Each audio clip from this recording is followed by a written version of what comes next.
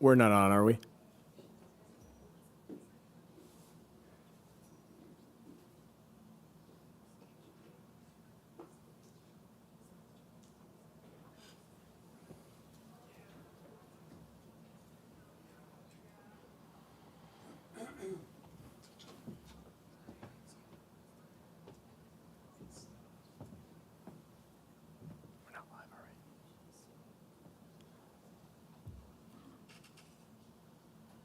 Mr. AV, are we on? We are, okay. So we're live. I was just standing here awkwardly, staring into nothingness. Hey, everybody in internet world. Good to have you back. Hopefully we have almost as many people as we had earlier. I do get it that it's a Friday. Thank you for everyone who's here, who has stuck with us. Maybe you just don't want to go back out in the rain, or the ice cream that we had was keeping you around. But I'm glad we're still all here. We're going to go through our second session today, during which we're going to talk about ways in which the SEC can actually advance the ball and its mission with regulating crypto trading, with whatever that takes shape in. I'm encouraged by the conversation we had during the first session. I feel like it was lively, spirited. We covered a lot of ground, and it's the first step that the SEC can take in terms of listening to the industry related to crypto trading. Before we get actually to the panel discussion, I'd like to add another personal anecdote. I feel like if I'm up here, I have to at least do something and say a little bit. And I'm actually going to give a nod to Commissioner Purr. She had a speech a couple months ago called Sheep in the Steep. And woven through it, or at least if you did, it went over my head. I didn't pick it up. But it was really about these lofty expectations and these bighorn sheep that were able to scale up this really, really steep mountain against all odds. And it made me think of a children's book that I've read to both of my kids called Sheep in the Jeep.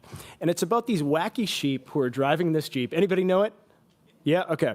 So Sheep in the Jeep tells this story of these wacky sheep, literally, who are in this rickety old Jeep, and they're really trying to get it up this hill. It's really steep, and they're pushing and pulling, and they finally get it to the top of the hill. They're high-fiving, and they're excited, and they're celebrating, but they lose focus, and the Jeep ends up rolling down the hill, and it gets stuck in a puddle of mud.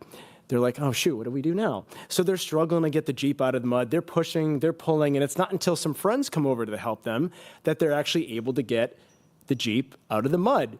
They're high-fiving again. They're celebrating. It's basically like that scene out of Zoolander with the orange mocha frappuccinos. You know the one? The sheep behind the wheel isn't paying attention. He's looking back, high-fiving his buddies, and they crash into a tree. And as the book says, the Jeep goes thud. So sadly, that reminds me of crypto. Lots of highs, lots of lows. And as we go through this conversation, which is going to be a multi-year conversation, by the way, I think it's important to not only celebrate the highs, but remember the lows and always continue to look forward so we don't go thud into a Jeep. With that, let's get started. We're going to start down the opposite end of the table this time. So John, you're up first. And what I'd love to hear from everybody is, if given one wish, if you could wave a magic wand and get one wish regarding a change that the SEC could make or some step the SEC could take with respect to regulating crypto, what would that be?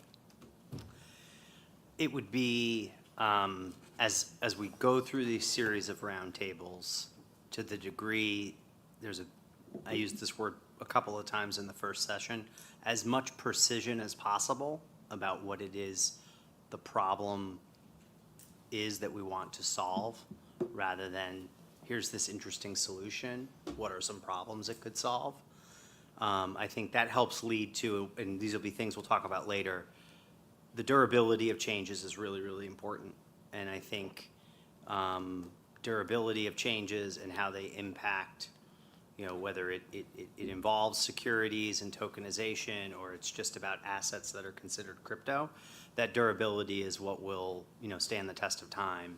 But obviously, to the degree we can make changes along the way incrementally, I think that's a positive. So precision would be my ask. I didn't hear a change that you wanted to make happen. I have incremental ones if you'd like to hear. Yeah, give me one. Okay. I do think, and this is also something I said in the beginning, I think where entities that are currently regulated by the SEC, so this could include broker-dealers, it could include custodians, it could include clearinghouses, it could include ATSs, could include exchanges, where there are use cases that make sense from a practitioner perspective, as well as from an agency and service provider perspective, to allow, I think the appropriate types of crypto assets, which probably are more in the commodity token space, to be included in the BD construct, to make the create redeem process more efficient from a capital perspective and from an issuer perspective in terms of how they look at the AP-LP relationship. Oftentimes it's the same firm, but they have to work, they kind of have to go at it on the fly to figure out how to approach the LP space, because it's an unregulated entity that they're having go out and get the Bitcoin and deliver it to the custodian. And then just from the custodian or clearing perspective, where products exist that are linked to the price, or there's a NAV on the price of that underlying asset, there can be tremendous collateral efficiencies that come from it. So I think little things like that, while they don't seem like really big ideas, they can help unlock potential that, I don't think any of us on the panel quite know what that potential could be, but I do think those are areas that, I certainly hear from market participants would be welcomed. Yeah, and I think for me and for Cumberland, as a market participant, I think just clarity on sort of the scope. And I think the first question that we talked about what's within the SEC's jurisdiction, what's within the CFTC's. I know folks on the panel have, I agree with what everyone said about, sort of the confusion and the, sort of investor harm, market participant harm, inefficiencies that come with, having to spend so much time sort of trying to figure that out. And hopefully eventually we have legislation that sort of puts in place a clear dividing line. But in the meantime, I just think, right now sort of, the courts were,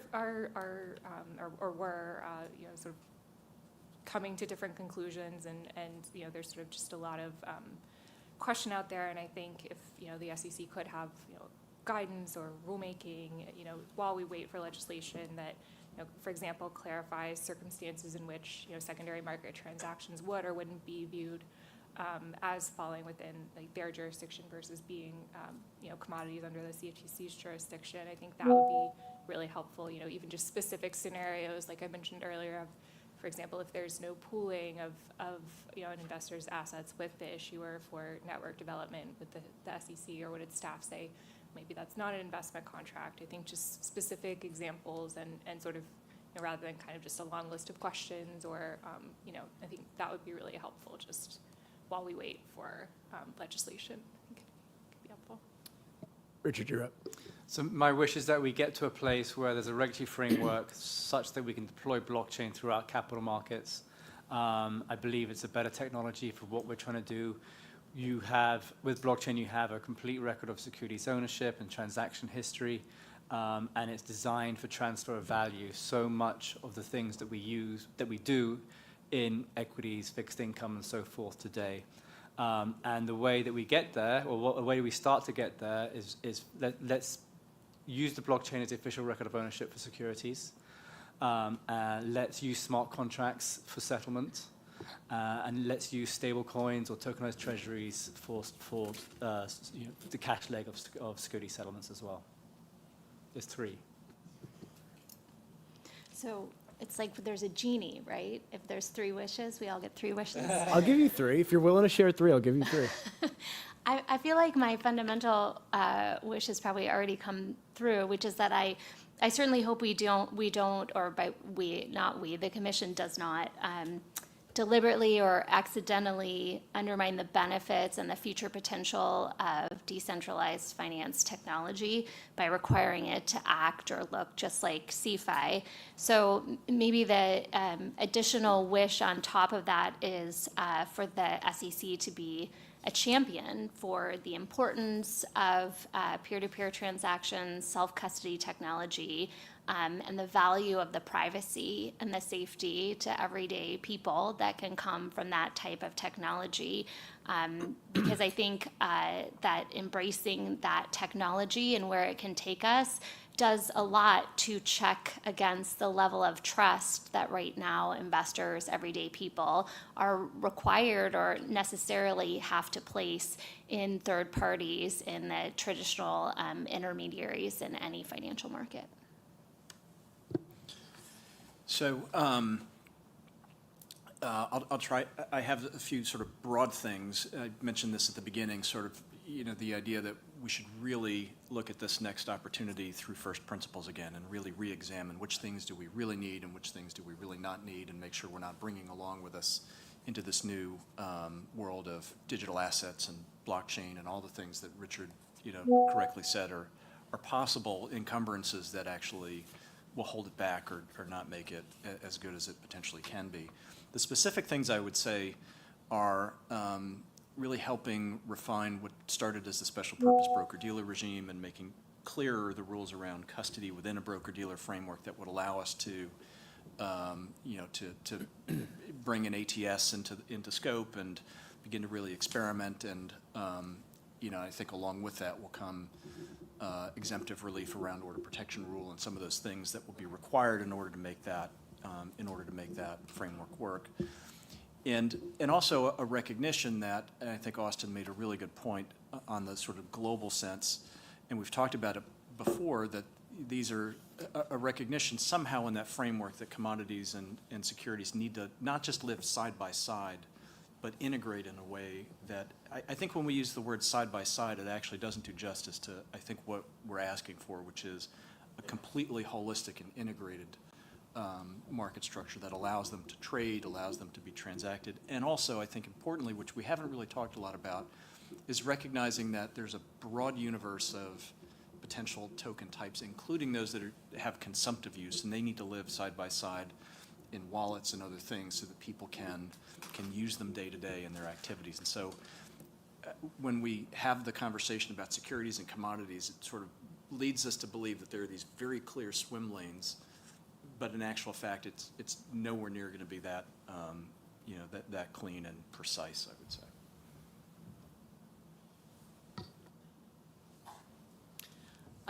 The thing that I would wish for would be that the capital formation role of markets be part of the conversation. One thing that we want is we want a way for people to come up with incredibly clever new things that require tokens as a means of getting those things to work as business models and be able to essentially sell them on exchanges in a way that makes consumers comfortable and the markets are liquid and basically the economy grows. And so I think it's really, really important when thinking about the market layer just to recognize the reason why we have markets is so people who are innovating can actually get funding from people who want to put this in their portfolio and grow the economy with it. And so that would be my wish. Great, yeah, and agree with a lot of the things that have been set up here. One thing that I would add that the acting chairman touched on at the beginning too, is also, a lot of my points have been around like U.S. competitiveness globally and the opportunity for us to build the leading market, both in crypto and I would say digital asset securities too. I think one of the challenges that I see within that is this patchwork of regulation that we have across so many different regulators today, right? If you are a company that's operating similar to a FalconX or a Coinbase, and operating either on the institutional or retail side of the market, you can easily end up in a scenario where you have over 50 regulators, right? Including all of the states and CFTC, SEC. And if you want to be a global firm, which I do not believe you can be in this asset class and operate at scale without also operating global businesses here, you need to, obviously be registered in those different regions.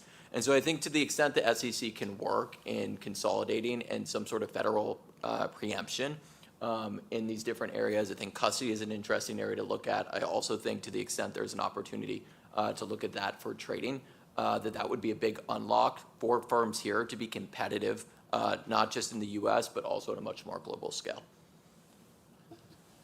So if I was thinking of one small thing that could change, I would just say merge the SEC and the CFTC. Just a little ask. And then dramatically increase funding and technology and teams of quants and such. So I assume those are easy things to do and can be done pretty quickly. But if I'm thinking of harder things, maybe something as simple as saying that tokenized shares that are fungible with registered securities shouldn't require separate registrations or disclosures if they're trading on a registered exchange. So I know we're talking about sort of ATS versus exchange, and I'm going to come down on the side of I'd rather see things on a national securities exchange. I'm going to say I think there's good arguments either way on the issue, but I'm going to come down on the national securities exchange, and I'm going to equate it to something like, we have options contracts that don't require this, kind of crazy separate registration process or anything. There's a short form registration process for like an ADR. These things all seem very equivalent to me to tokenized securities. And I think if we look at where the US could really lead right now and where the SEC has a central role, it would be in this space of tokenized securities, where we have the largest securities market in the world and the opportunity to allow our existing regulatory framework to expand and encompass a new class of securities, or maybe not. Maybe they're not securities, if they're tokenized securities. But there's enough crossover and fungibility that there's a lot I find appealing to maintaining this model, and then to sort of build on what has just been said by a couple of the other panelists, that you need to extend that to down the line so that brokers can again custody and manage both traditional securities and crypto asset securities and tokenized securities.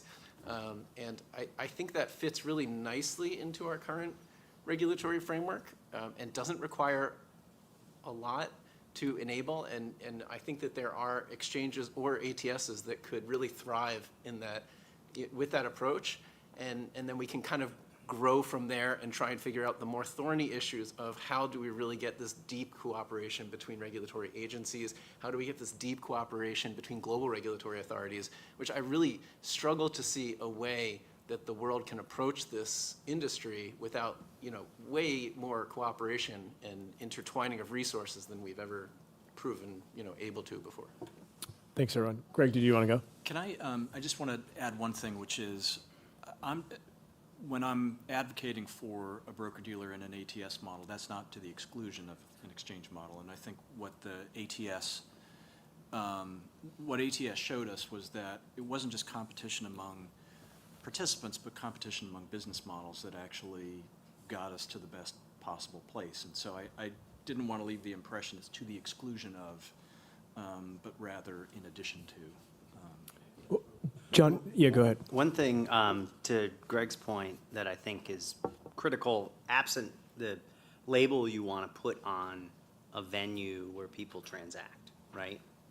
ATS has evolved, again, for different reasons at a particular point in time, and there's a structure that exists now that is, allows for more flexibility than what national securities exchanges are required to do. I think the critical piece with this is again, understanding the use cases.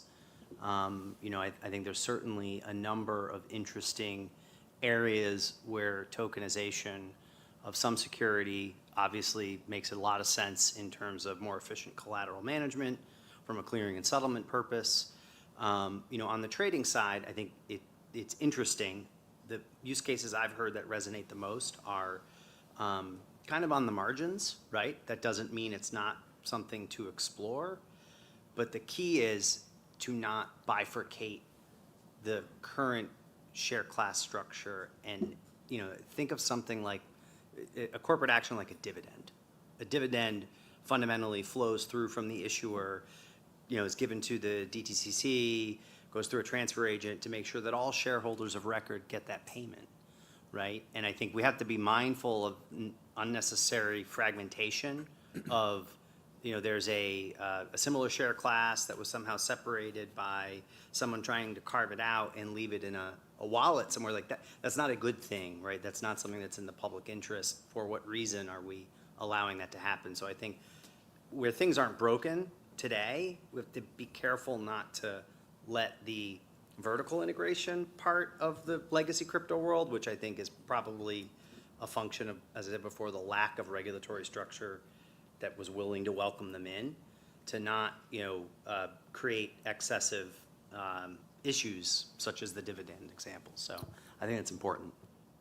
Christine, I know you're short on time. Is there anything you wanted to jump in with generally, any area? Sort of awkward, but no. Sorry, okay. Okay, I just wanted to give you a chance, yeah. That's okay. Let's talk about trading of assets that might start out as an investment contract and therefore a security. And let's just say it's Friday, we want to think optimistically. Let's just say there's some guidance from Christine, thank you. There's some guidance from the commission or the staff that, what is maybe an investment contract to begin and later just simply an orange doesn't need to go through an SEC registered broker or exchange. Thoughts? Round robin, anybody can jump in. Well, Richard, do you want that? I think that what I heard there was that it starts in an investment contract and changes. I mean, if it's an investment contract, it should probably still be offered in the same way, whether it's Reg D, Reg A, or registration. At the outset, you're suggesting? At the outset, yes. Yes. I think what there's been some discussion on over the years is, how does it evolve? What does that process look like? There's a term sufficiently decentralized. I don't know if that matters anymore, if that's a thing that people are looking at. But at the same time, we've had, tokens that are sold in a securities contract with the knowledge that the tokens aren't the securities. So I don't really have an answer for you. I just had they were just my comments on that. Mm-hmm. By a show of hands, do we want and need that guidance? I mean, raise it proud if you're going to raise it. Yes, okay. Okay. Yeah. Raising that we would want the guidance that this is the case, correct? Yes. Okay, just making sure. Yes. We don't want no guidance. Yeah. I mean, Yeah, I think for each of your business models, is it important to get that? I think the answer is probably yes for most. Yeah, I think, look, to talk from more of a markets perspective in terms of what we've seen within the space of the previous years, or the previous year and a half really at this point, I think the great thing about blockchain and tokens is that they're open, freely transferable. And within that, they can enable a lot of both financial and non-financial use cases that otherwise would have been impossible. I think at the same time, I think some of the challenges can be identifying, and especially for investors at the initial stage, the actual quality of the investment that they're making, if they're making that for investment purposes. And if I look at that from an institutional market perspective, right, we don't service retail directly. FalconX deals with a number of institutions from asset managers, venture capital firms, hedge funds, et cetera. And many are playing at the earlier stage side of that market where they may be looking to seed net new layer ones as an example, or distributed file sharing applications or whatever that is. I do think that when I talk to customers, they would value some sort of framework for those initial issuances. So there's at least standards and disclosures of what that is. Then I think the question is at what point, and we've been discussing this for years, those applications then become sufficiently decentralized. I think to the extent that happens, it will be very powerful for the space, not just from an investment perspective, but I'd say from a broader adoption perspective too. I think the interesting thing that I've seen over the previous couple of years, or really like the last year or so, as we've started to move more towards regulatory clarity here, is I think you have a lot of people, both entrepreneurs and established companies, who have been in the sidelines from this space and have actually not necessarily we have great talent within this space, but I don't think that we're operating at 100% in terms of the net new talent that we're attracting or the companies that we're investing within this market. And I think that the benefit of regulatory clarity there is I would expect you would see large US like technology companies move into this space. I would expect you would see more Web 2 entrepreneurs moved into this space because they'll have more certainty in terms of like what they're able to do and corresponding like risks that they're taking. So I think that there's a lot of benefits to that being the case that would create a much better and more robust market itself. Some of these, Nick, strike me as maybe the things that we're hoping for from congressional action in the bill that's making its way through, in addition to the taxonomy from a capital raising perspective, when something transitions from one thing to another and those sorts of things. So, my sense is we'll have that sooner than later. But since we're asking for things, that'll be a fourth thing, if we can ask for that.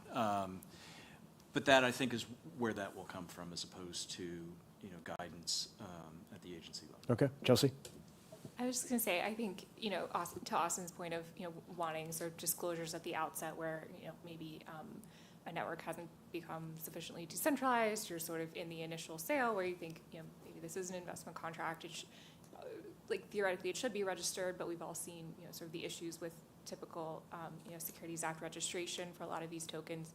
I think, Commissioner Peirce's proposed, Rule 195, I think, that set of disclosures, I think, at least we think, is sort of a very reasonable place to start of, making sure that information is out there and that, people like, Austin's customers, other market participants can have the information that they need to be informed. But I think it also sort of gives a good set of, criteria for when, a network has become sufficiently decentralized. There are, people other than sort of the initial project team who are, working on the network, developing it, able to, maybe operate applications on it and able to participate in governance so that it's, there are sort of metrics that I think are helpful and sort of having this sort of exit report idea of like, okay, now we know that it's either become sufficiently decentralized and there's sort of this marker of, so okay, then it doesn't need to be registered, or, it does need to be registered and sort of here's the process that you go through. So I think that kind of, until, like Greg said, until there is legislation, if, something like that were done in the interim, I mean, maybe legislation happens as quickly as we all hope and we don't need it, but, sort of we'll see, but. Go ahead, Dave, yeah. Yeah, I'll admit that this is like a question I really struggle with because, it's almost like saying when, in the traditional finance world, you have the primary offering and then you have secondary trading. And it's always been sort of this clear connection that what you're trading is a security because, for all the various reasons that it satisfies, these legal tests. And then we get into this space and it's like, yes, okay, so there was a security offering. Let's say there was. That was the primary offering. And now you're into secondary trading and there can come a point where it's not a security. And I think without that kind of clarity, I don't understand how you can have something trade in the secondary market. It's almost like this is a great example of where our current structures from the traditional finance world really start to break down because they didn't, I don't think, conceive of this particular scenario, and yet this is like so common in crypto. And I think it's really hard for those of us who are so used to the world of equities, of secondary trading, to say, no, it's something fundamentally changes about it as it moves from primary to secondary. That still, like, I really struggle with making sense of that. And so I do think if there was this clear set of criteria to determine that something exited, yeah, that would make perfect sense. But without that, to me, it still really feels like a security that's in the secondary market that you're expecting to go up in value because of the success of this venture, even if it's maybe decentralized, so it's not a common enterprise. And this is why, like, I don't know, I really struggle with this question, and I don't know if that's helpful at all, but maybe once we get to that point, it would make a lot more sense. I think that the reason you struggle with it is because the use of investment contract as the security catch-all to try to capture crypto trading is not fit for purpose. And it may be fit for purpose for a primary offering, but it's not fit for purpose for a secondary offering, whereas stock and equities, those are defined categories of security. So you do not have to fit it into the concept of an investment contract. If you did, we would probably have that same problem, right? So I do think it's important to get more guidance, whether that is from the SEC or through legislation, on primary offerings and secondary transactions of assets, of digital assets. I think that is still something where more crispness about how we're going to categorize things, however we end up choosing to do that, would prevent us from getting in this quagmire of, well, let's pull this language and stretch it in this direction a little beyond where it could possibly be stretched. It's kind of, this is a good question, Nick, because it's kind of one that's got us all sitting here, we're all kind of thinking. And, this is, again, just off the top of my head here, like, part of the narrative over the last few years was like, how do we avoid being a security? We don't want to be a security. But maybe it should be more about, it doesn't matter as long as there's a registration process. Maybe it doesn't matter as much. Like, to take Reg A for an example, is there a way we could use that? And, it's an easy way. There's disclosures. We understand it. It's available to retail. There's secondary trading. There's some SEC qualification. And it doesn't really matter too much if it's a security down the line. And maybe that's just an idea I'm putting out. John, were you going to say something too? I was actually going to agree with Dave that it's hard for me to wrap my head around it. I think what Katherine and Richard said helped. I think it's interesting to me to think about, are we talking about private enterprises that want to use use aspects of this technology, like Christine talked about capital formation, right? And so one area where smart contracts and technology in this area could be interesting is allowing an issuer and an individual investor, or even a pool of investors, to access private companies earlier, right? And that's important because it's one area where the technology's evolved in a lot of ways. There's a much higher degree of fidelity of control there to give the issuer a bit more control and things like, a vesting period where they might need to feel comfortable, giving more robust financial disclosures, transparency around who the ownership and where it's transferred to. And those types of things could lead in a very healthy way to more retail participation in IPOs. Like, that's a really good thing. I don't get how that could not become a security though. But I think, that's something that hopefully we'll get clarity from out of the first panel, the first roundtable. Yeah, I think one thing that I'd chime in on, because I think that this is like a fundamental challenge in a space that's so heavily driven by like decentralized applications, is like it's just branded really poorly overall, right? Like, even if you think about the term cryptocurrency, everyone talks about like cryptocurrency asset class. It's like, how many of the top 100 tokens are trying to be money or currency? Like Bitcoin and a few stable coins, right? And I think the reason these conversations, I agree with you, they become complex, and I think they break like the traditional framework and thinking, is like, in many ways, you're actually just looking at running the next version of the internet over some application, right? And so the way I would think through it, and the way I've like got my head around it, is is like, okay, if I think about like a decentralized file storage network as an example, how does that run on a securities exchange, right? Like it just logically does not make sense, right? And I think that you have similar, like with an L1, like an L1 is just like a new version of computing, right? And so if that's going to sit on a securities exchange, like I think that the fundamental use cases actually then don't work. And so I think that's the challenge. And on the other side, you definitely have financial applications that should be securities, right? Tokenized money market funds, treasuries. I don't think anyone has an argument that those are not securities in the ways that they're acted. But I think the question is basically, okay, what are these different applications endeavoring to be in, whether those are financial or realistically just internet and technology applications, and then how do you actually ensure the highest probability of success for those?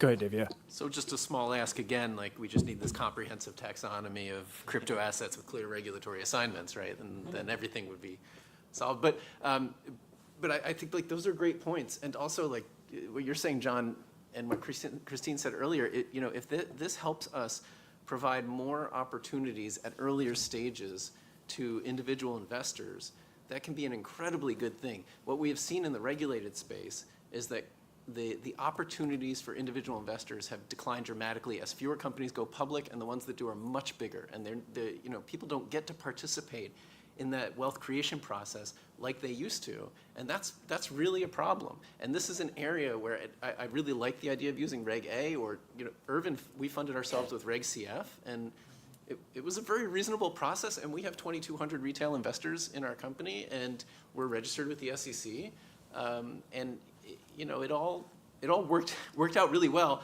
And I get what you're saying, Austin, about the distributed file store on an exchange makes no sense. But there are level 1 protocols where I think you could easily imagine that the token or the representation of that can trade on a registered securities exchange, but not the application of it, right? You can be running a staking node, for example, or a proof of work node, whatever it is, a miner, and generating these tokens, but then have a place where you have all of the standard protections that you would expect from the registered world, and you can take it there, and now suddenly you have a much larger market and a much broader participant base if you want to sell your tokens. And I don't know that is where we're going to get to, because I don't know that like L1 tokens are securities in most situations. But I do think there's sort of a delineation there between trading something versus the core operations of a network. Let's say. Okay, Greg, yeah. Just one slightly bigger picture point I wanted to make is that among all the things we've talked about, the real promise of this happens as we move closer and closer to DeFi and closer to decentralization. And the point about the benefits to the consumer extend to things like participating in governance, participating in the ability to be part of the proxy process, to be part of a lot of things. And there's going to be a period that's going to take a long time before we have things that look like centralized exchanges that are happening in DeFi and those kinds of things. But that's the direction of travel, and that's the thing I think that will make the surveillance easier. It will make a whole lot of things a lot better. We're going to live in a world for a good period of time where what's happening in the broker-dealer world and in the ATS and exchange world and surveillance will be complicated, but I think we also do have to start with the end in mind here as well, which is what we want to get to should be much easier, and it should be on chain, and it should be easier for retail and others to be in control of their key material and to be able to participate in capital formation, whether it's through capital raises or in the voting process and a handful of other things. I think starting with that vision in mind, I think, is critically important. I guess I also just wanted to add to the conversation, since, Richard, I think you raised a fair point. Well, are we at a point where we could more comfortably categorize more assets as securities. But I do think the answer is no. The reason we categorize certain assets, well, a reason that we categorize certain assets as securities is that there's often a significant information asymmetry, and they are meant to be an investment that comes with promises from a third party that you have to rely on. That is a narrow category of things, and not all investments at all, if we're talking about investors, not all investments at all meet that. And certainly this maybe goes to what Austin was explaining about, different types of tokens or assets or blockchains. Not all of that in any way could be mapped onto what a traditional consideration of a security might be. And I don't think it should, because then we may prevent the invention and use of digital things that are very important to our future, that maybe someone will use as an investment, but have very important other uses, and we do not want to stifle what those future uses are. Can we sit on capital formation for a minute? The driving question I have is, why haven't we seen more tokenized offerings, like real regular Reg D offerings, Reg A+? Is there an impediment or other blockage that is an SEC issue that they can maybe seek to fix? Is it, what's the answer there? I think we might go back to my wish list for that one. I think there are some limitations that we've had to work around. The blockchain is not allowed to be the official record of ownership, generally speaking. So there's been a transfer agent has been required to maintain off-chain books and records. So then you're not really able to take advantage of a lot of the benefits of blockchain. If you've got this kind of, if you look at nearly every tokenized money market fund filing, they use the words, oh, and by the way, there's an ancillary blockchain record. They have to call it an ancillary blockchain record. And then when it comes to, we want to bring about a lot of the benefits of instant settlement and transparency and so forth.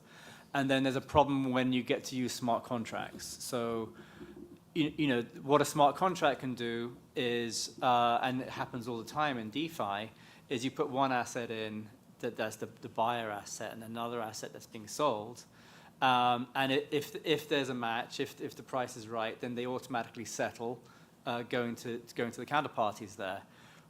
In traditional securities world, there's a big question of possession and control. Like, who is in control of that asset? And it can't be, generally speaking, it has scared regulators that the idea that a computer code could be in control of the asset, especially when you have, frankly, a lot of very negative headlines around hacking and so forth, and risks around that. So I think if we could move forward on those two areas, then I think we'd be able to really start realizing a lot of the benefits that we want, companies like my company want to bring to traditional capital markets. But we really have to lean into the technology and use some of this kind of innate functions and features that they have to do that. I'd like to add to that because I think Richard hit on a really key point, because one of the key benefits to blockchain technology is this idea of the efficiencies and transparency you can have into the clearing and settlement process. And I know that's another roundtable, but I'm just going to dip into it for a second because it's something that I hear a lot of, that we have a very opaque system today in equities. And there is this vision of a completely transparent future where everything settles on chain and all records are visible and traceable, and if not instantaneous, near instantaneous. And I think that's a very laudable goal. Like, I think that is a place that we can get to, that you can introduce true efficiencies into the traditional finance world, let alone enable a whole new space in the tokenized securities world. So it seems like a really smart change to make. Yeah, I think a couple thoughts on the initial issuance side. One is, I think we touched on it in terms of like the process from going to initial issuance, like security, to like commodity at some point. I think to the extent there is clarity there, I think more launches will happen in the US. I think that happens, just not here. And so I think that's one component. But I think that that's actually more on the decentralized network side of the space. My second point, which is my personal opinion, is that I think for like private company capital raising and formation, I think there can often be a negative selection bias in terms of the assets that basically get listed. Because if I think about us, we're a venture-backed company backed by like Excel, Lightspeed, Fidelity, GIC, and others. Like that's the capital that's most attractive for us to take for a number of different reasons, versus basically going public early without the benefits of being a public company, right? And having this liquid security that's ultimately trading. So I think that's a challenge. I don't know the solution to that, and I don't necessarily know if that actually is a problem that needs to be solved. The last thing that I would mention is I think, I think on the like global side and like looking at tokenization, I mean, my perspective is that the largest demonstration of tokenization that we've seen to date has been the tokenization of fiat currency on chain with stablecoins, right? And I think it's often not talked about in the context of tokenization for whatever reason. But I think if you look at the use case that's actually being tapped in there, and we service customers in a lot of or B2B2C wealth or investment platforms, payment companies in different emerging markets, the use case is people in those markets holding US dollars, right? And the benefit that they're getting through tokenization is basically exporting a US financial product, in that demonstration, a dollar, for someone to basically hold. And I think that that's actually the most interesting use case that I've seen of tokenization, right? Is like, yes, there will be efficiencies in trading. I think like tokenizing US equity markets to me personally is less interesting. But I think if we're looking at like tokenized money market funds, treasuries, different instruments like that can get broad, wide-scale adoption outside of the United States and actually give the US capital markets a completely different lens to what they're able to tap into, I think that is actually super interesting. I think one area where that, I think, scales is when you think of it as a use case for more efficient collateral management. And that there's a benefit there, and we may talk about this later, but I wanted to make this point at the end of the first session.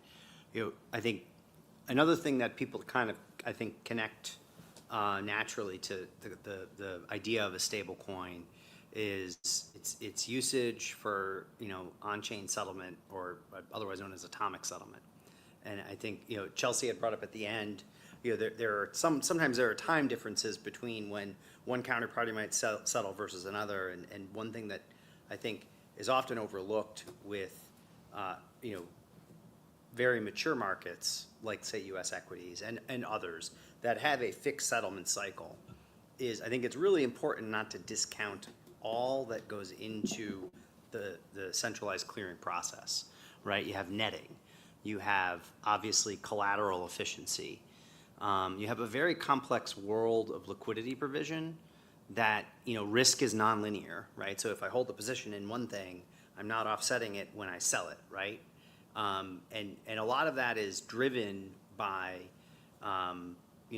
balance sheet, lending, things that go into that clearing process kind of can create a different outcome than a pre-funded trade. So the example I like to use is if you have any stock, you might have the pre-funded price, and then you might have the T+1 price. And you might logically think the T+1 price is going to be the time value of that money. But what if it isn't, right? And it may not be, because there are other things that make that T+1 price a little bit more efficient.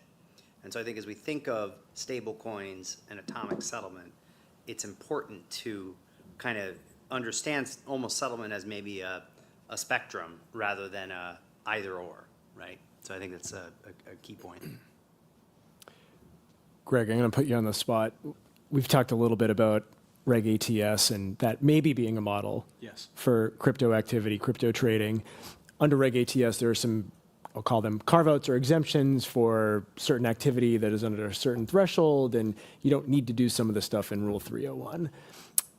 Do you think that could serve as a good model for even new entrants if we're trying to promote competition, say a de minimis threshold under which, like the capacity and integrity part of Rule 301, where they might not actually need to either apply for a certain status or comply with certain SEC requirements? I do. I think that, I think if I look at the market structure today, that the best way to come into something that looks like the the overall national market system today is the ATS framework. I think that if I think back to the origin of ATS and the benefits that had, it encouraged people to participate in that. It was a framework that more easily allowed for the creation, and then over time it evolved to be more stringent, and you learned as it went, and we now have sort of the next iteration of ATS. But I think it was the right thing at the right time, and it feels to me like that is exactly the sort of thing that, or something like it, that's required for crypto and digital assets now. Go ahead, John. One thing just to follow up on that, to take a slightly different vantage point on it. I think the original Reg ATS kind of brought forth the ECN competition to the existing national securities exchanges, and I think they operated very much like exchanges, right? Anonymous limit order books with some disclosure. They had quotes. There was no market structure framework to make them a part of the national NBBO. Many of them would quote NASDAQ listed names pre-NMS through NASDAQ systems, but post NMS, all of those ATSs became exchanges. And then what happened, right? There was this structure laying around, and a bunch of smart people said, oh, we can use this internally to pair off internal interest, right, to save on execution costs. The cleverness of the broader marketplace, and I mean that in a good way, right? I think we have brilliant people that work in all of these industries that when you let them think about either working with the rules of the road as they exist or help create new rules of the road, interesting things happen. But the follow-on to ATS, ATSN and other parts of it really were, I think, a response to how this thing was used in a different way once you shut the quote off. So I think it's an interesting example of the law of unintended consequences, and who knows what the right structure is. I think it depends on what it is, again, precisely we want to accomplish and we want to do.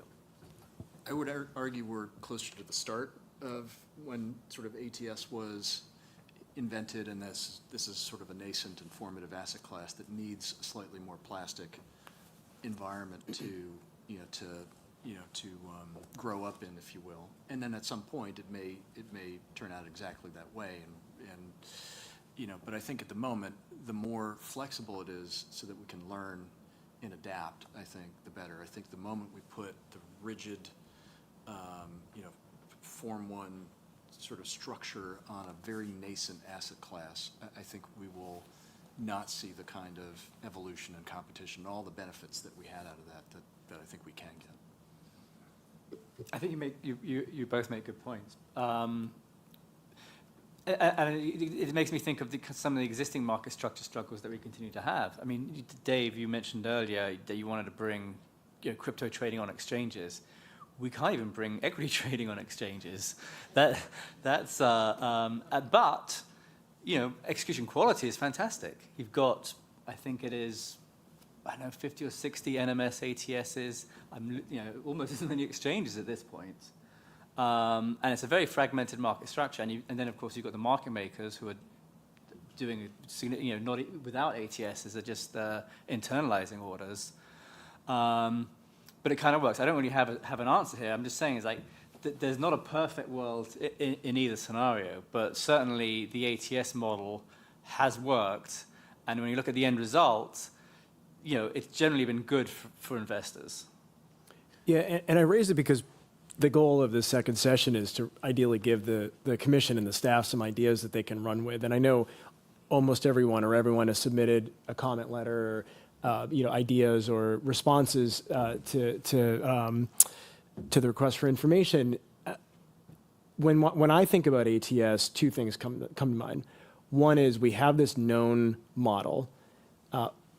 For better or worse, though, that known model requires that as a prereq to becoming an ATS, you must become a registered broker-dealer and FINRA member.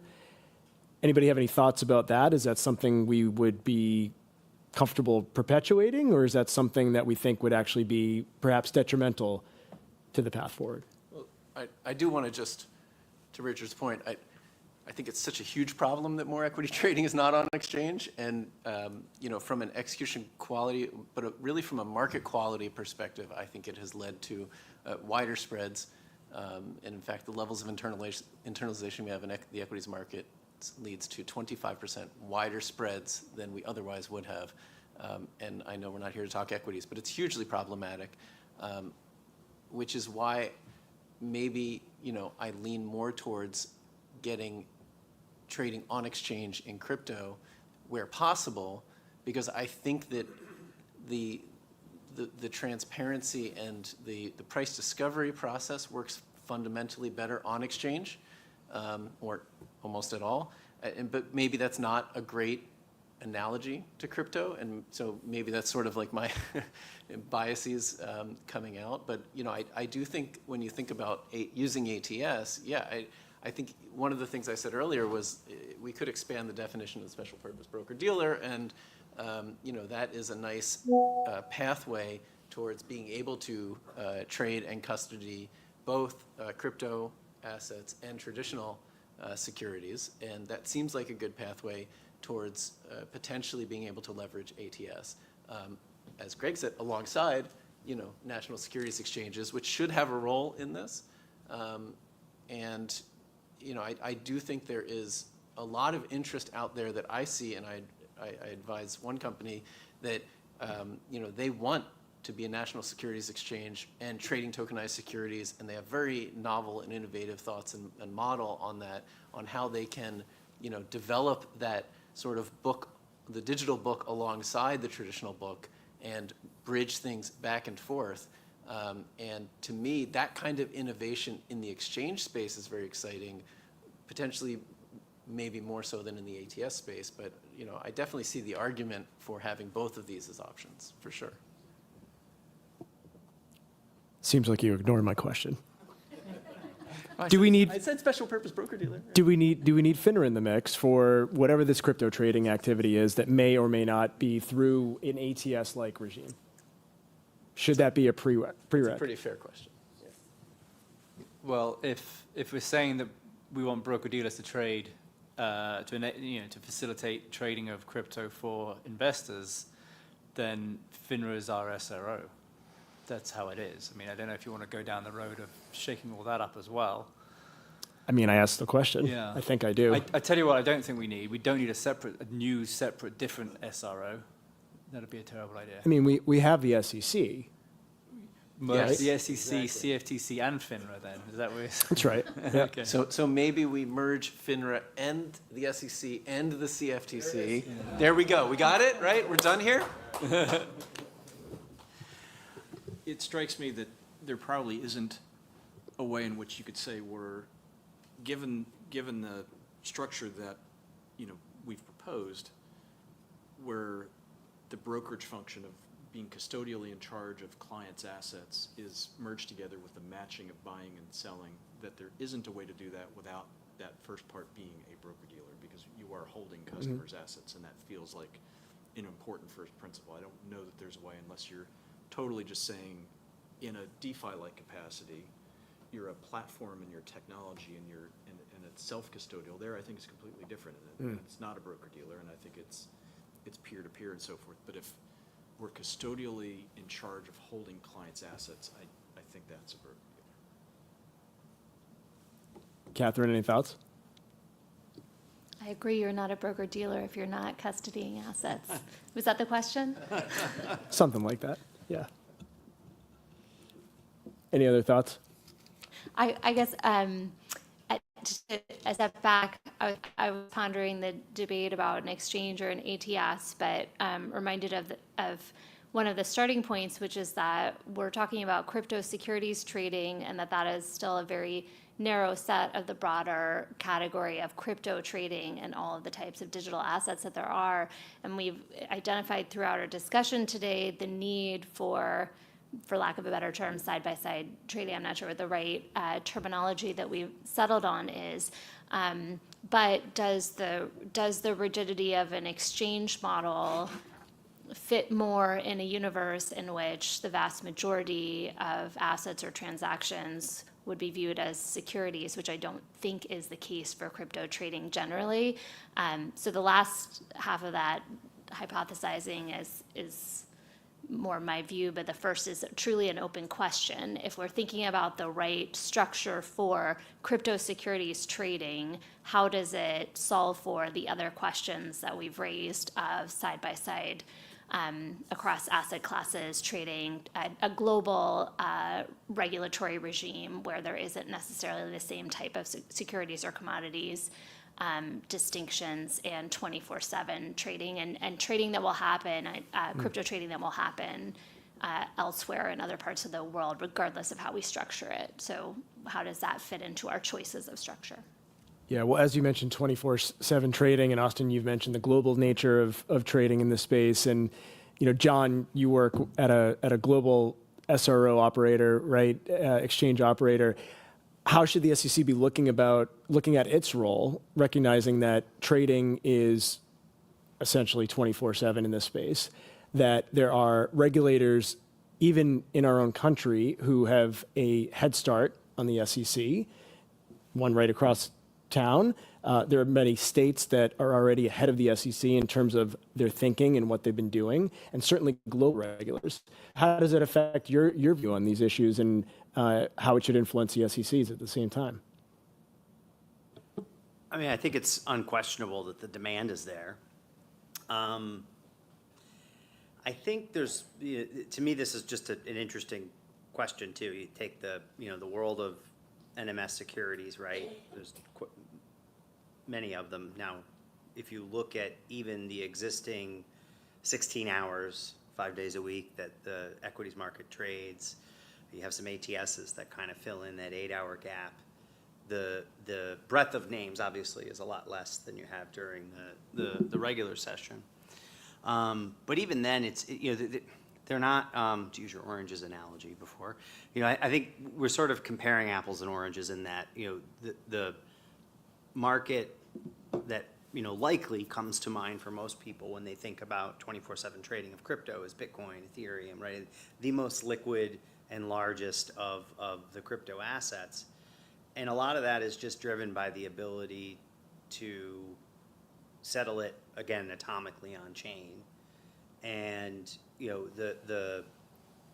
think that's an open question, right? Like where that fits in, how that fits in, what's the use case for that, and why, what's the problem people want to solve with it, I think is a good one. Perhaps that's one, right?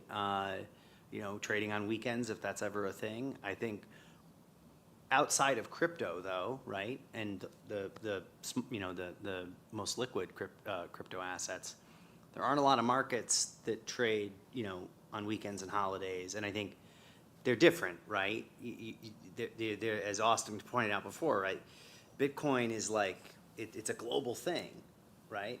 You have a U.S. company. How do you handle holiday? I mean, there's lots of nuance, and the assets themselves are different. So I think it's there. I mean, my view is it's likely to be in the 23.5 range, right? Looking more like futures. At some point next year in place to help drive it, which will be a good thing. But I think it'll be interesting to see how broad the participation is, because I think one of the things that makes equities what it is we welcome in the broadest possible base of participants, right? You have retail trading with retail on exchange. You have market makers trading with market makers, principally, agency firms and institutions trading with each other. So I think the more vibrant that is, the better the market is. So next month, we have a CFTC regulated DCM, an FCM that we are making 24/7, I think for the first time in the futures world. And there were no shortage of issues navigating, having other FCMs and other participants come along. But the support has been enormous from the entire community. And in the case of, to your point, Bitcoin and others, it is not a great experience on a Saturday or Sunday to be long a future. And so I know that's different than securities, but I think that we sort of navigated bringing sort of TradFi and all of the participants and systems and clearing and so forth along with, and it's we're quite excited about it. Thank you. Yeah, to just chime in, a couple of different thoughts. I think one is in relation to just like what I think we're trying to solve within this space. I've heard Raghu, our CEO, like use the analogy of like, what if, why are we okay with like Google and Amazon, like, if Google or Amazon didn't work on nights or weekends, like, would you ever use those applications, right? And I think the interesting thing is, like, if I think even recently, a few days ago, I was literally just trying to move money from a bank to a bank, and I would doing it after work, and I was like, okay, well, like, this is not a great customer experience. And I think a lot of that is, kind of what we're trying to solve with crypto and tokenization here. And so I think from my perspective, for tokenization to be successful, you need to be able to operate 24/7, 365. I don't really think that there's a path where tokenization will work, and that won't be the case. And I'm sure there's a lot of components. I mean, we've talked about from a SEC licensing structure today, broker-dealers, ATSs, exchanges, et cetera. And I think there's a lot of components underneath those, whether those are circuit breakers or otherwise, that just the market timing hours are going to be influenced, right? And then we need to dive deeper and really understand. And lastly, what I would say is, I think we've seen the benefits of this in our own business, just in our derivatives business itself too. We operate as a CFTC regulated swaps dealer entity. We have a large options business both in the US and globally. And you see a significant amount of activity that happens over weekends. I think especially this year, right? If you think about all the different big news events and macroeconomic shocks that have happened over that time period. And I think the activity that you also see is people hedging their BTC ETF exposure through derivatives because they cannot get on and sell that asset, right? And so I think that it will create more efficient and effective markets over time. And I think there's already demonstrations of that working at a federally regulated level today. The point Austin made me think, there's a difference between an individual company share and, a broad-based index, something like, an ETF like SPY or, even some of the levered ETFs that have evolved around these indices. And those are the types of products that, yes, technically they're securities. That's in my mind, that's a different exercise. And it's an easier instrument. Like the less instruments you have, the easier it is to sort of coalesce liquidity around it. And so I think the thing with individual companies that I think time will tell is like as you go further out that curve, how vibrant is that market in terms of the participation level? And I think that's something that at least when we think about it from the issuer perspective, we want to try to make that as broad as possible. Let's change gears for a sec. So one of the bright spots from the SEC's regulation of this area has been the approval of listing and trading of crypto ETPs, right? As some of those ETPs seek to get approval for, in-kind creates and redeems and maybe even staking, how do you see that affecting trading in the space? And, is there anything you can see that the SEC could do to make that more viable for the market? We would very much support the allowing of in-kind creations and redemptions, and in fact, the plumbing for that was put in place very early on. And I think having both options for issuers and for APs and investors will make for lower costs, lower frictional costs, a better experience. And there really isn't any, in our estimation, good reason to not allow for the in-kind, the in-kind method. On the staking point, we're quite excited about the potential, and again, supporting our issuers. This is really them driving it and us supporting them from a custody perspective. And think there are ways just with staking as it is today, before we even get to the world of liquid staking tokens and all the things that will allow for an even more sort of fulsome getting to 100% of the funds staked in that world. But even before that, just with staking as it is, our research would suggest that, a good proportion of a fund could be staked, leaving plenty of buffer for sort of redemptions as they've happened. And that's looking not just at crypto, but in the past at other similar assets in terms of redemption size relative to fund size, et cetera. And so we think upwards, our research would suggest upwards of 80+% of the assets could be staked and still provide the necessary liquidity in the case of a redemption. And we've provided that research both to our issuers and to regulators as well. Okay. Agree on the staking point. I think it's solvable is probably the easiest way to say it. Issuers are willing to work with the SEC to solve it, appreciating, this difference between Ethereum, Solana, and other protocols and how long, something has to be, put out there to basically be a part of the staking process. I think the create redeem one's a really good example of like, if the SEC can get comfortable with an AP handling Bitcoin or Ethereum to facilitate a create redeem, that might not be, this is something you should get broader feedback on. That might not be enough, right? You might find some firms that are very active, and I mentioned this before, that AP LP space is really important to understand, right? The AP is the authorized participant. It's able to facilitate the create redeem.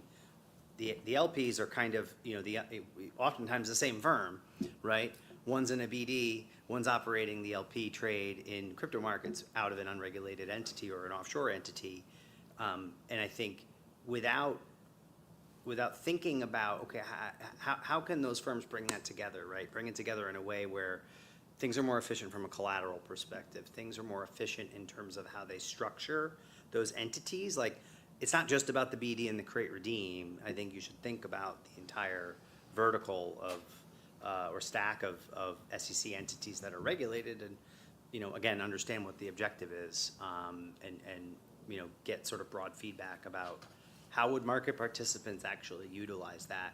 How would that improve outcomes for investors? And the ETF thing, I think more broadly, was a long road, right? And I think I'm sure those of us that are here, and I'm sure the task force would agree, it would have been better in hindsight if that would have gotten approved faster. It's been a good thing for, I think, all of the counterparties involved, in the sense that you have this emerging asset like Bitcoin. I'll use that as an example. It had found its way into the world of the CFTC, and it had vibrant futures markets, vibrant options on futures. It took some time to get into the ETF market, but I think looking back, that's yet another success story for the ETF as a wrapper for a variety of different assets that don't fit into the typical mold of what trades on a exchange.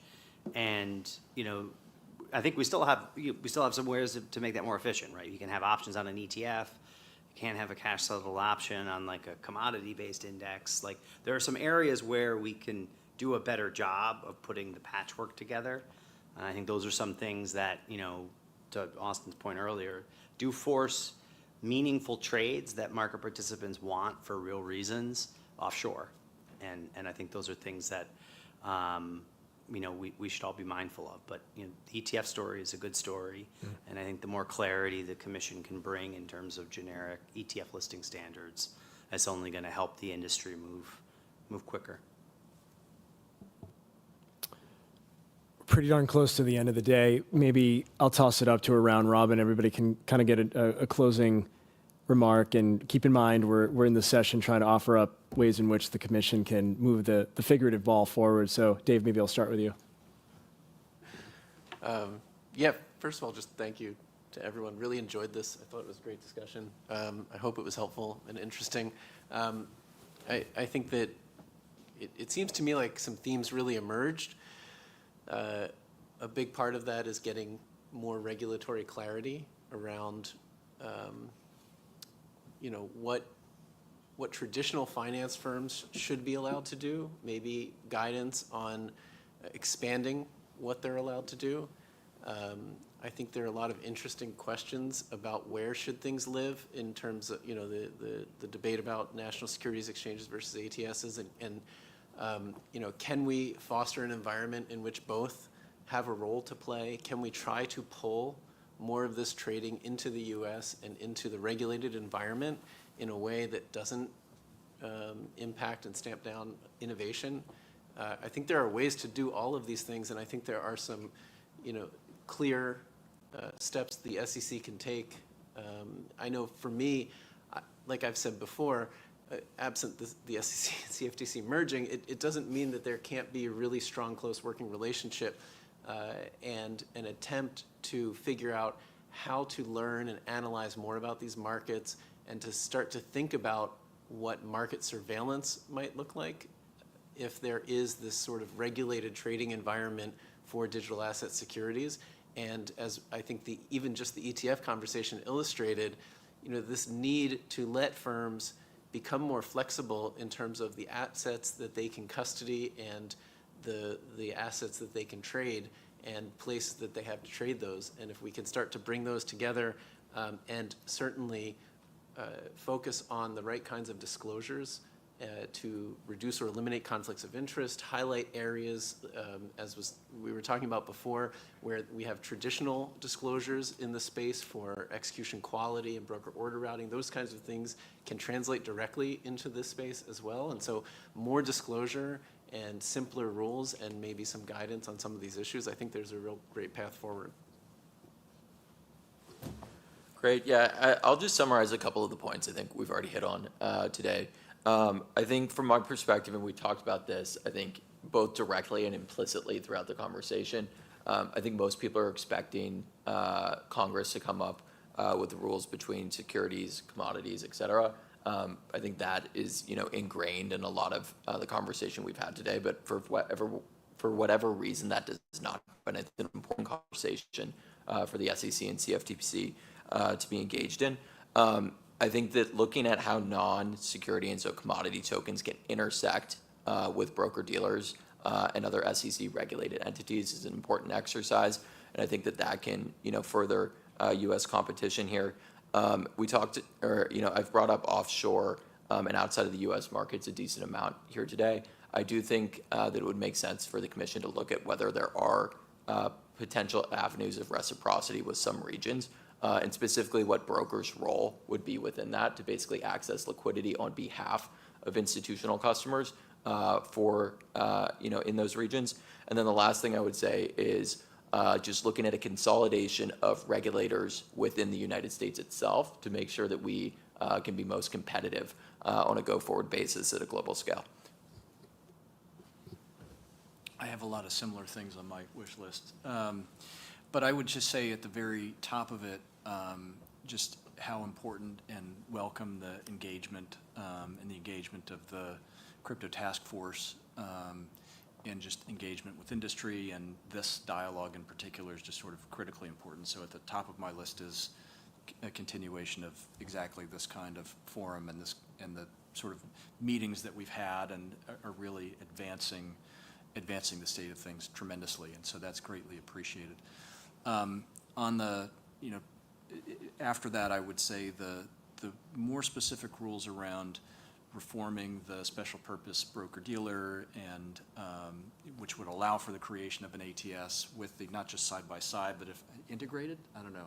I also don't know the right word for what we're asking for exactly, but it's not the two things on the shelf next to each other. It's being able to trade them side-by-side, which is what I think the customer is going to expect as a user experience. And so really sitting and thinking about that and understanding how the rules would need to conform to allow for that and the necessary exemptions that would come with respect to things like the order protection rule and things like that would be critically important. And then sort of lastly, I think the ability in the case, as Richard said a few times, about from a transfer agency perspective, really starting to think about using the chain as the source of truth from a record holder perspective. Those are some sort of nearer term things I think that are achievable and would help us get to a place where we can start really experimenting with the true power of what this could enable. And I think really set the United States up to the point that was made a few times, which I think is absolutely right. The United States should be the place where this innovation is happening, and I think this would get us to the starting line in that conversation. Well, I'll echo the thanks for being here today. I think that this is the kind of conversation that the industry has been hoping to participate in, especially in this building for years, and it's a real joy and privilege to be here in such a collaborative and non-adversarial way. So I'm very grateful for that, and I've really enjoyed the discussion with all the other panelists. I would say one topic, and then one big picture thought. One topic I'm not sure that we fully dove into because it's a little beyond just crypto trading, but it is relevant, is that more record keeping and transparency and those tools or those needs can be served by the blockchain today in ways we couldn't have imagined before blockchain technology. And I think that will be increasingly true as blockchains continue to develop. So I do think that for any regulator looking at markets, we should be embracing the future of blockchain technology generally as a tool for those markets. And maybe in particular, I'm certainly not the first one to say it, but I think it's true, as a check against the potential misuse of AI in future markets as well. So that is, one more granular point that I'd love to make. But as a big picture point, again, I think it's incredible that DeFi has a seat at this table, and I'm grateful for that. DeFi is valuable technology that can and will shape our global markets for the better if we let it, and so we should embrace it. Self-custody technology is one of the most important financial tools that we can give to everyday people as a check on the risk of the traditional finance system. And so I urge the Commission and all regulators to embrace the development of responsible self-custodial technology. Thank you. Great, thank you. It's been such a great conversation. I think I'm pleasantly surprised by the level of agreement that we have here. Despite a number of diverse opinions, what I've certainly been hearing is, there's a clear role for broker-dealer and ATS model to be able to leverage existing structures to protect investors and provide safe pathways to crypto trading. I think we had a lot of agreement around registration as well, and a path forward for that through something like a 15C to 11 type structure. Token taxonomy, let's get that straightened out. That seems like kind of an easy one to fix early on, maybe. We've been talking about it for a while. Custody as well. Greg's mentioned the special purpose broker-dealer quite a bit, and you are a qualified custodian already, and in the ATS world, we look to, the term is a good control location, so I think that's what we're probably trying to integrate there. We may be able, maybe it's the SPBD, or maybe we can leverage some of these existing structures that have been around already, like Anchorage or the state trust entities. One thing we didn't really talk about today yet is a sandbox. Maybe that's the way forward for some of these things. I'd certainly like to be able to see us, maybe that's the easy on-ramp is through kind of a SEC oversight of a sandbox. I'd love to see the blockchain as the official record of ownership. I'd love to see smart contracts being used for settlement, actually doing atomic swaps. I think a path forward for that is kind of taking this transfer agent role, and people are saying, oh, there's no, you don't need, with a blockchain you don't need transfer agents, but maybe that's what a transfer agent becomes, like a fully on-chain. Maybe the transfer agent should have, which is a regulated entity, should have some oversight over the smart contracts. And there's some things we didn't touch on. Maybe Katherine wants to keep these out of the sandbox, but things like a DEX or an AMM. Is there a way to do that in compliance with Reg ATS? and the side-by-side pairs trading, trading Bitcoin against Tesla or something like that. I think these are kind of all interesting topics that we could be done safely in a sandbox. I think we'd learn a lot, and I think we'd move the space forward. Just a couple things to close for me. I'll echo everyone's sort of encouragement or plea for continued CFTC SEC collaboration. I think, as a CFTC alumna, whether or not we merge the agencies, I do think, sort of the CFTC's principles-based approach, to regulation, I think is something that, I think is beneficial for crypto and beneficial for innovation in general. I think it offers flexibility, sort of a less prescriptive approach to regulation, I think is important. So I think, whichever regulator has sort of jurisdiction, if there is legislation or what have you, I think sort of having that principles-based approach in mind, I think can be helpful. And then just on the topic of legislation, I think, I think there's just already been so much that's come out of the task force and out of the commission just in the past few months that I think has been helpful. I would just say, I wouldn't wait for legislation. I wouldn't assume legislation will. I think certainly we're optimistic that it will happen, but it's not 100%. Everyone in this room knows probably better than I do. Like not 100% certain until it's enacted. So, if I just to the task force, I just want to commend you all on your great work and say, I wouldn't sort of put a pause on regulatory clarity while you wait for legislation. So, I know we've all talked a lot about legislation today, and it seems like we're all pretty optimistic, but. That's just my thought. And then, I also just want to echo everyone else's thanks for having us and for, just the openness to the dialogue. I think it is really refreshing to be here in just such a collaborative environment, sort of, a complete 180 from the way things, were just a few months ago. So really appreciate that. Thank you all.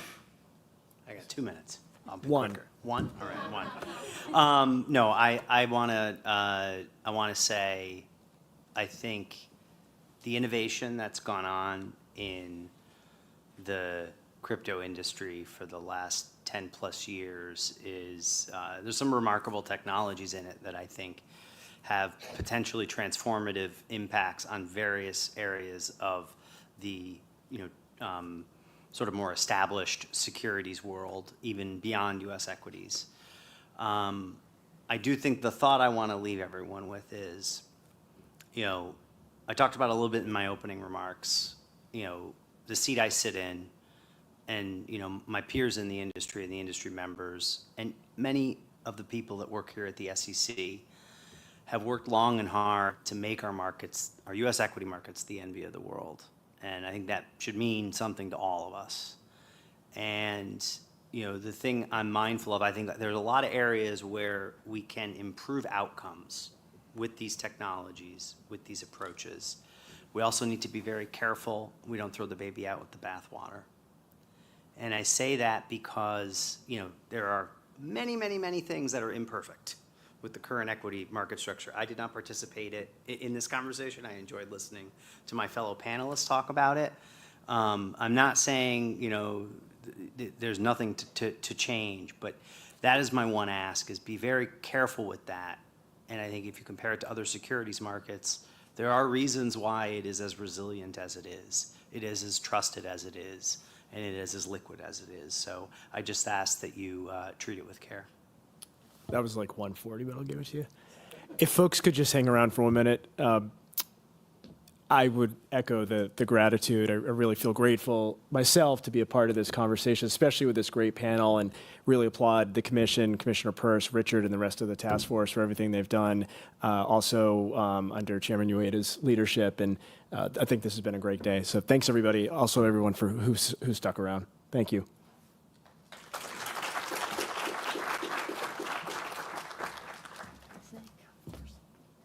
All right, guys, you almost get to go home.